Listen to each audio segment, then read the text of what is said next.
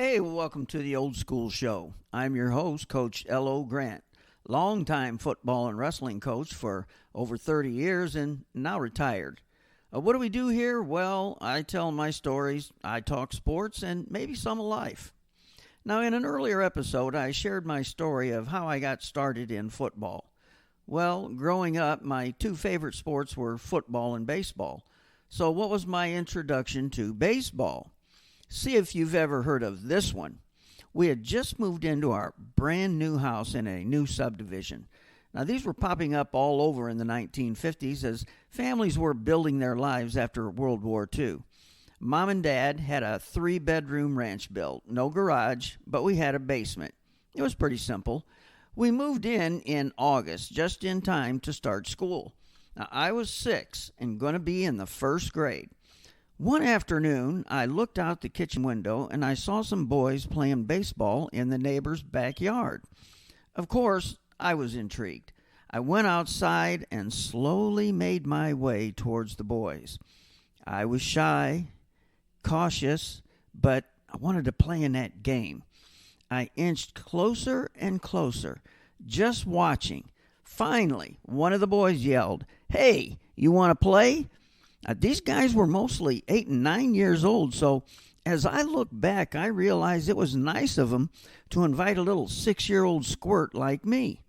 Now, they put a bat in my hand, showed me how to grip the bat, and gave me a stance and started pitching to me.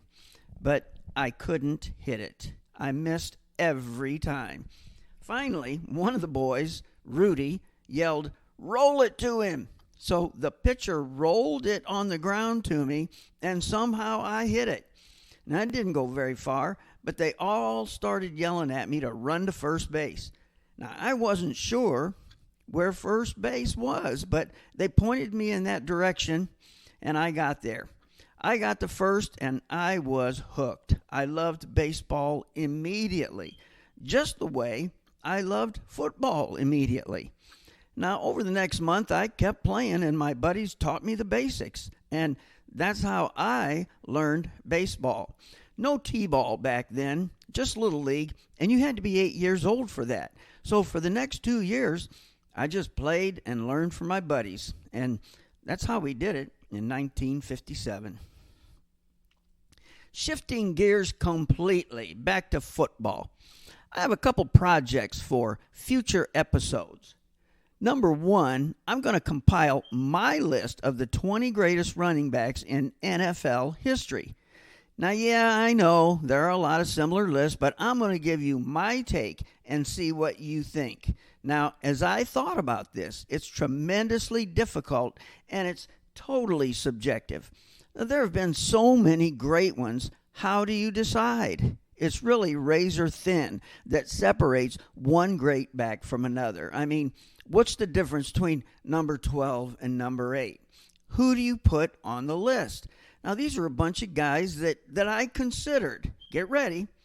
Jim Thorpe, Red Grange, Ernie Nevers, Bronco Nagurski, Steve Van Buren, Dutch Clark, Jim Brown, Joe Perry, Hugh McElhaney, Ole Matson, Marion Motley, John Henry Johnson, Gale Sayers, Leroy Kelly, Lenny Moore, Jim Taylor, Larry Zonka, Jerome Bettis, Earl Campbell, Tony Dorsett, Franco Harris, Barry Sanders, Walter Payton, Eric Dickerson, Marcus Allen, John Riggins, Bo Jackson, Herschel Walker, Emmett Smith, Marshall Faulk, Terrell Davis, Thurman Thomas, LaDainian Tomlinson, Adrian Peterson, Marshawn Lynch, Derrick Henry, Curtis Martin, Edgerrin James, Eddie George, and can you probably think of more? You probably can. That's just a bunch that I came up with. Now, some of you high school football guys might be interested in my second project. I'll talk about that later. But yes, I'm going to rank my top 20 NFL running backs. And if you've got some ideas that you would like to add, let me know. I'll close with this story. Many years ago, when Bobby Dodd was the coach at Georgia Tech, Tech was beating Alabama by 5 points with only seconds remaining in the game. Bobby told the quarterback to fall on the ball, but instead he dropped back to pass. The pass was picked off by an Alabama defensive back who was very fast. He got by everyone, but the quarterback chased him down from behind. Tech won the game.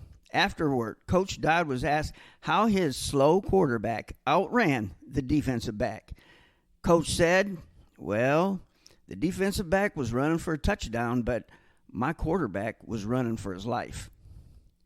So what do you think of my opinions? Let me know in the comments below. You won't hurt my feelings if you disagree, and make sure to like, subscribe, and hit that notification button so we can keep this going. We hope to have a show up every Saturday, and we'll see you next time on The Old School Show.